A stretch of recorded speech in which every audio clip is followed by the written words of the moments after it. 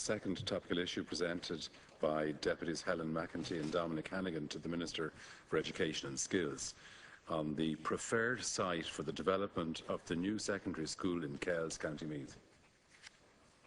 Deputy McEntee. 2 minutes out of 4.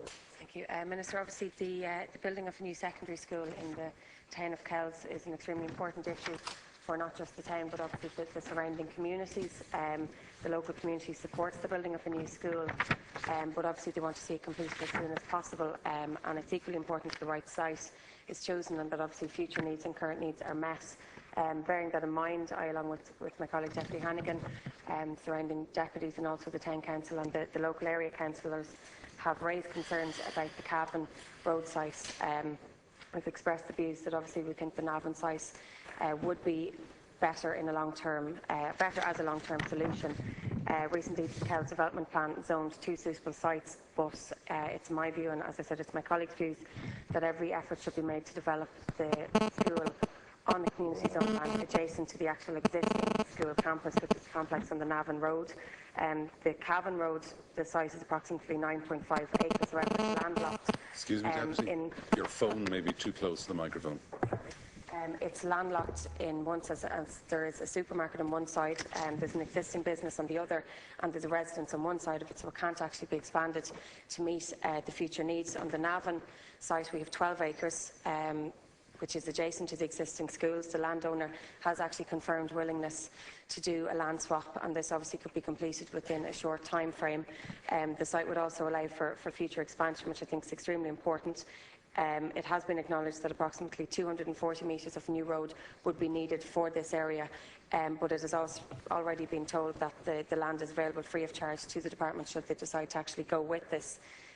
From a traffic management viewpoint, the Navan Road side I feel is much better for car sharing. It means parents don't have to make 2 journeys up and down the town. You also have the other resources which are right next to it. We have amenities, we have the swimming pool and playing pitches. So really, a lot of the facilities there serve the schools that are there already, and I think it would be detrimental if we started sending them up the other end of town. It's in my view that the department needs to do a full assessment and comparison of the overall project's costs, including the profitability of having to carry out the works on the Cavan Road. And I know the Town Council and Meath County Council have unanimously adopted motions asking the department to have proper assessments done on both sites, and I would ask that you consider that today. Thank you. Thank you, Deputy. Deputy Hannigan, 2 minutes.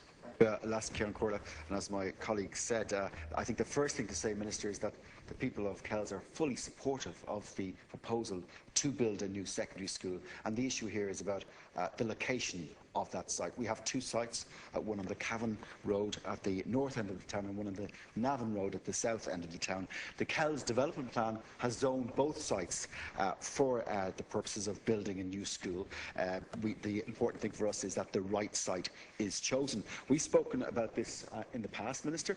I visited both sites. I've walked up and down the fields as they currently are, and I would have some concerns, and I would share the concerns of many residents of the town. The Navan Road site is much closer to the new housing developments where the young children are growing up at the moment.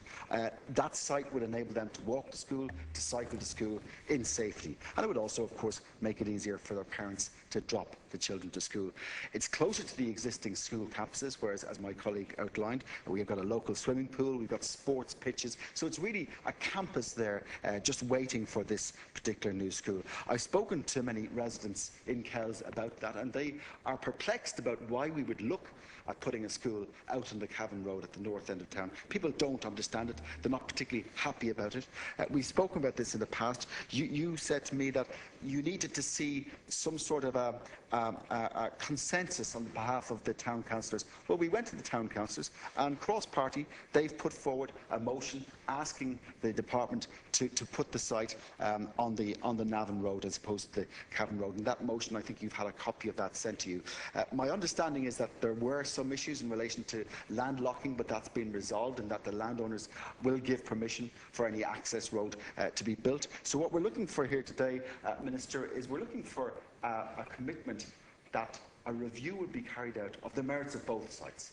We don't want to see favouritism towards any particular site. We're just very concerned that we get the best site, and we believe that the best site is the Navan Road site. So we're asking for a review of the department into both sites. Thank you. Thank you, Deputy Minister. I want to thank the deputies, Cathaoirleach, for raising this matter. I am, as both deputies have said, familiar with the issue, and it has been brought to my attention. I want to thank in particular both deputies for outlining the situation and for indicating that there's a lot of concern about the location of this particular school. The new school building will see some 800 students to benefit from a state-of-the-art classrooms and facilities. The Eureka Secondary School, along with all the other schools included in Bundle 5, which is part of the PPP process, is scheduled to be completed by the end of 2016. It's envisaged that construction of this bundle of schools project will begin approximately 18 months prior to this target completion date.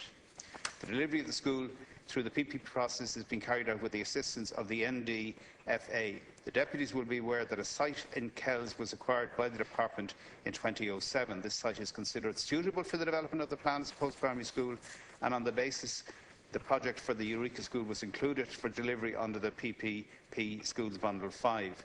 In that respect, work has already begun on the design for these schools, and the site investigations are scheduled to take place shortly. As part of the recent review of the Kells Development Plan 2013-2019, the members of the local authority approved a request from the department to rezone the land for community infrastructure, which includes educational facilities. The site is, of course, in the ownership of the department. Ongoing representations, which are being repeated here today and to which I'm listening carefully, have been made to the department regarding the alternative site zoned in Kells for educational provision. Leaving aside that this site is not in the ownership, although there have been clear indications that ownership could be availed on the basis of a swap, I understand that's the case with any proper accommodation to our benefit. There are a number of factors which need to be taken into account. These include technical feasibility, associated development costs and implications for timely delivery of the project. As part of the preliminary work to progress the PP project, preparation of planning and surveys has commenced. This preliminary work will indicate whether any significant additional development costs are likely to be incurred in relation to the existing site, which is in the ownership of the department. These facts will also inform the decision process. The department will take all relevant factors into account when considering the outcome of this preliminary work with a view to ensuring that the best interests of the taxpayer and school community are served. I've heard very clearly, not for the first time, that it is the clear wish of the representatives in the area, and I'm reliably informed of parents and school communities to have a consolidated education campus. We have some time in which to examine this particular site to see if what the two deputies have said actually stand up. And without prejudice to any final decision, I will undertake to expedite that so that some degree of certainty can take place. Thank you, Minister. Deputy.